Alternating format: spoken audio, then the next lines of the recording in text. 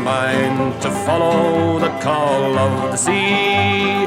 So I'll sing farewell to Carlingford and farewell to Greenore, and I'll think of you both day and night until I return once more, till I return once more. On all of the stormy seven seas I have sailed before the mast, and on every voyage I ever made I swore it would be my last. So I'll sing farewell to Carlingford and farewell to Greenore, and I'll think of you both day and night till I return once more, till I return once more.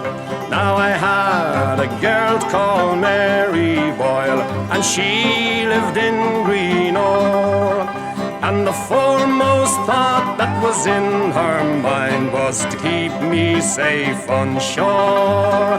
So I'll sing farewell to Carlingford and farewell to Greenore, and I'll think of you both day and night till I return once more, till I return once more. Now the landsman's life is all his own. He can go or he can stay, but when the sea gets in your blood, when she calls you must obey.